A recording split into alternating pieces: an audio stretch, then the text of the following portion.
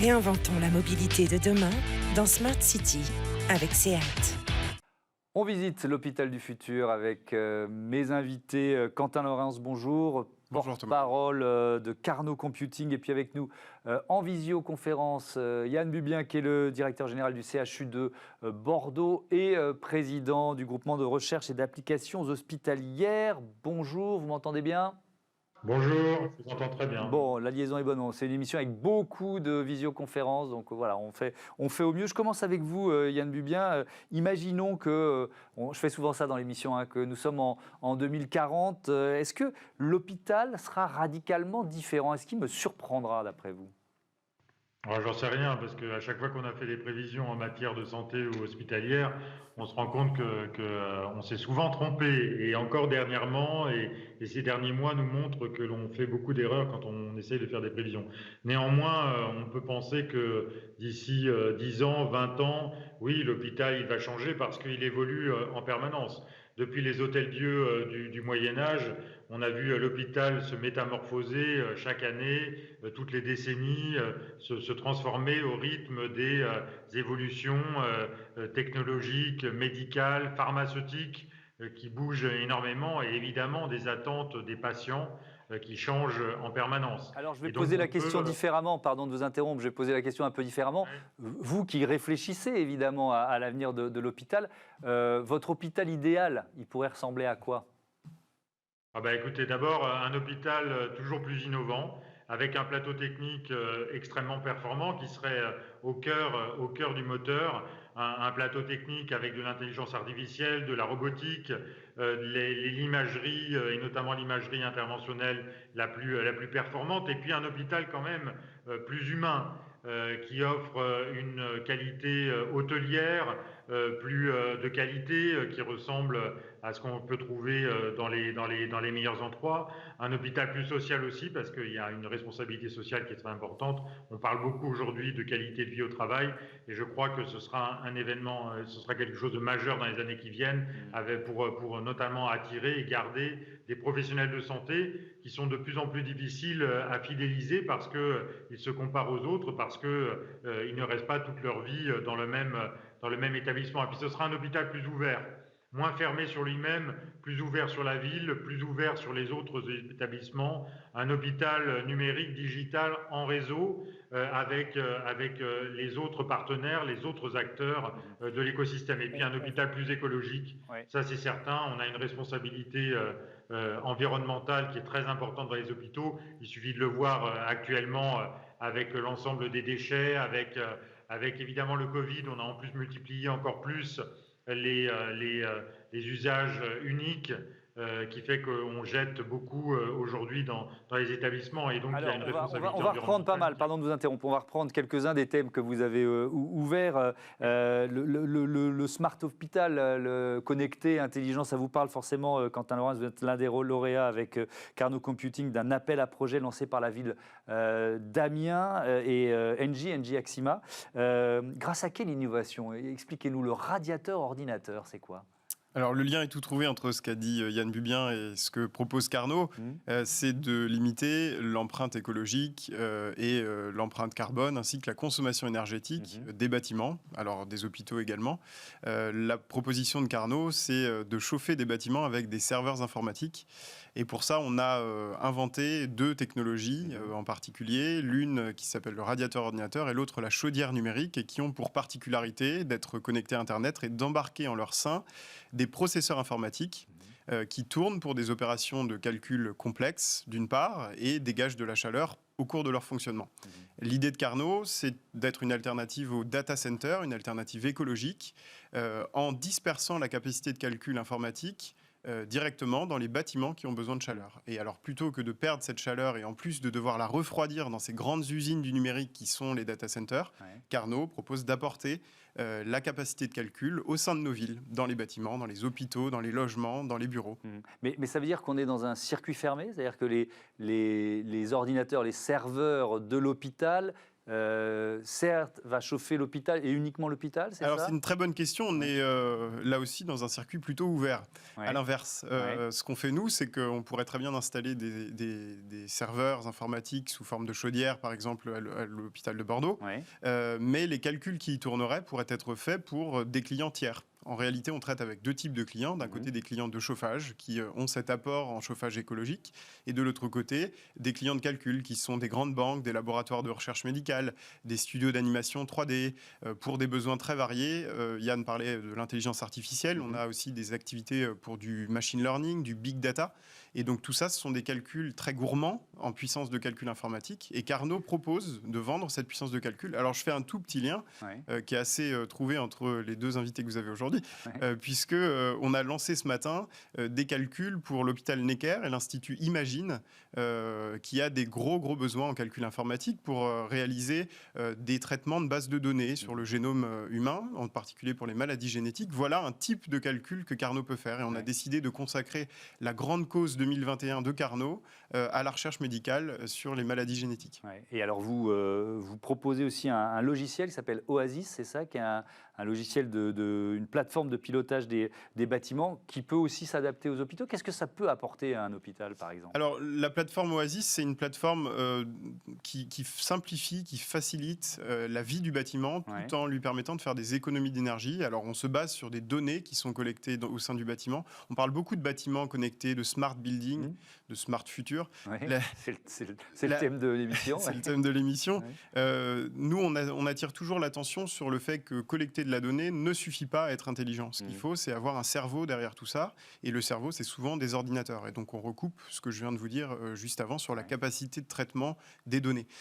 Collecter des données dans un bâtiment, c'est ce que permet de faire Oasis. Ça permet aussi de concentrer toutes les données sur les taux d'occupation, le taux d'usage, le taux d'intensité d'usage des lits, sur la qualité de l'air, sur la consommation énergétique des bâtiments, sur le parcours du patient au sein du bâtiment et pourquoi pas aussi de l'aide qu'on pourrait apporter aux médecins. Alors je ne mentirai pas là-dessus, on n'a pas encore de travail précis sur le vraiment médical, mais sur la vie du bâtiment en tout cas, on peut faire beaucoup de progrès tout en économisant de l'énergie, en améliorant le confort. Yann Bubien, la crise Covid qui dure et qu'on vit collectivement depuis plus d'1 an, qu'est-ce qu'elle change à vos réflexions sur l'hôpital de demain? Quelles leçons principales vous en tirez dans la fonctionnalité, dans peut-être la modularité de l'hôpital? Ah oui, ça a changé la donne. Ça a obligé tout le monde à réagir plus vite d'abord parce que la crise, elle est arrivée en janvier l'an dernier. D'ailleurs, on a eu le premier patient français au CHU de Bordeaux le 24 janvier 2020 l'an dernier. Et tout de suite, il a fallu s'adapter. Il a fallu s'adapter de manière diverse. D'abord isoler, à l'époque on ne connaît pas très bien la maladie, et donc il a fallu isoler évidemment les patients. Il a fallu multiplier les chambres seules, alors qu'on avait aussi des chambres doubles, il a fallu les transformer en chambres seules. On s'est adapté immédiatement. On a vu qu'en quelques jours, on réussissait à faire de la télémédecine, des téléconsultations, du télésuivi. On a réussi à organiser des visioconférences avec un nombre important de personnes, alors que jusqu'ici, on faisait beaucoup de déplacements entre Bordeaux et Paris ou entre Bordeaux et d'autres villes, par exemple.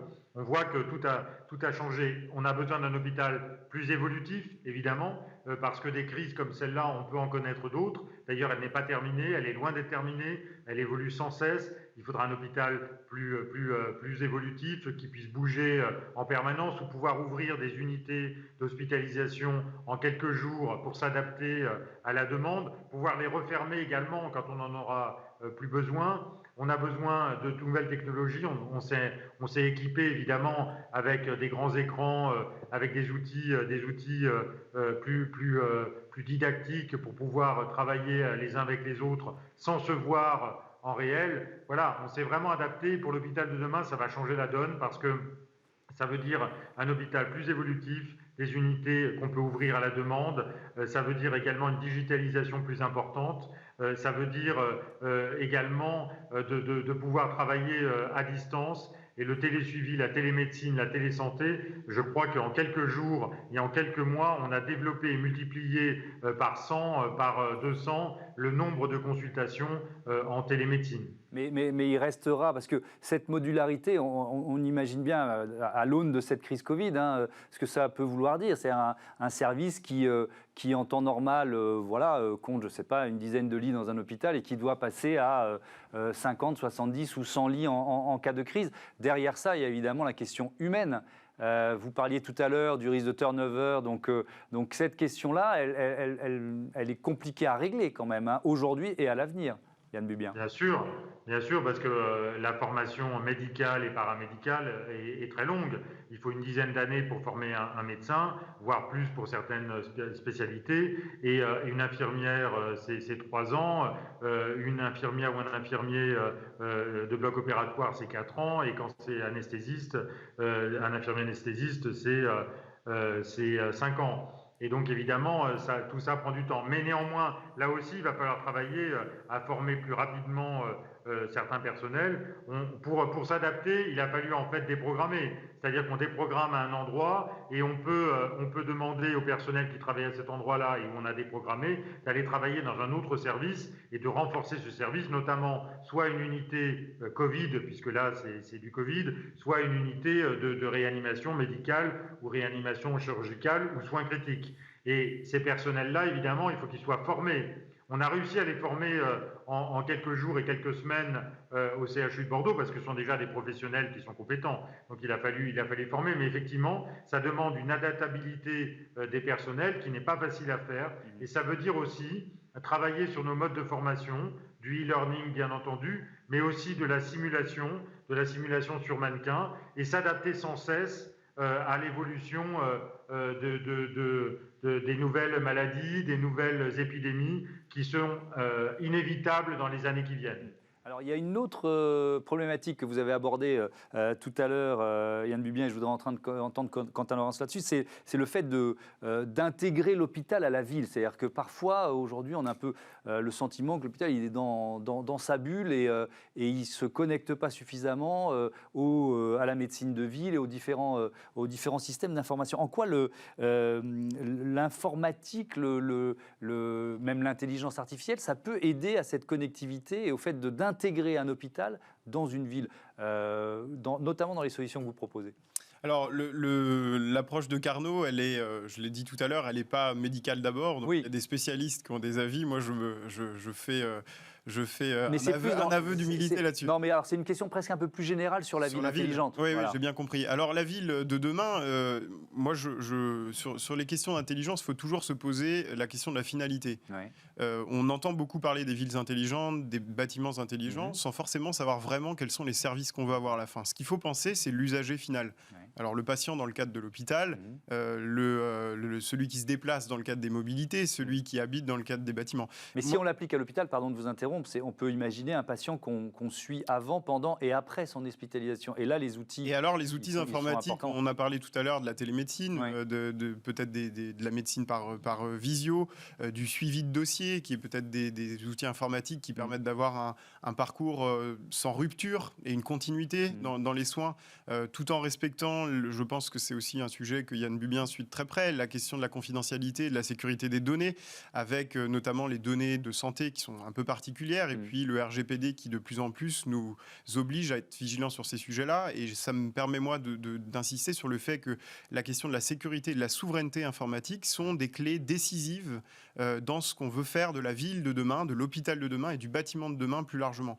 Rester maître de sa donnée par des capacités internes de calcul et de puissance, de stockage et d'hébergement, c'est probablement l'une des clés de la ville de demain. À quoi bon se revendiquer intelligent si les données traitées le sont à l'autre bout de la ville, dans un data center ou autre? Et alors, pour revenir à votre question, je pense qu'il faut toujours avoir en tête la fluidité, la simplification, la facilitation, l'amélioration de la vie des gens au sens très large, des patients, des médecins, du personnel soignant aussi, et dans la ville, de tous ceux qui l'habitent. Donc faire une ville intelligente juste pour avoir des objets connectés ici et là, ça ne sert à rien. Ouais. Je pense que c'est une cause, un pis-aller. Si on veut, la vraie finalité, c'est vraiment que les gens y trouvent quelque chose. Alors dans le bâtiment, ça peut être à la fois faire des économies d'énergie tout en améliorant le confort, ça peut être maintenir les personnes à domicile plus longtemps, ça c'est aussi quelque chose chose qui peut être complémentaire entre la ville et l'hôpital. On a, nous, des solutions sur ce qu'on appelle les PMR, les personnes à mobilité réduite, pour favoriser la détection de chute, par exemple, l'isolement, lutter contre l'isolement. Et là, le numérique, toujours en articulation avec l'humain, moi j'y suis très sensible et chez Carnot on l'est, peut apporter. Voilà. Mais il faut toujours penser, je pense, l'humain comme finalité. Au cœur de la réflexion. Restez avec nous, on va continuer de se projeter avec un exemple venu de Belgique, c'est Horizon 2040, la chronique d'Olivia Hieré-Dobré.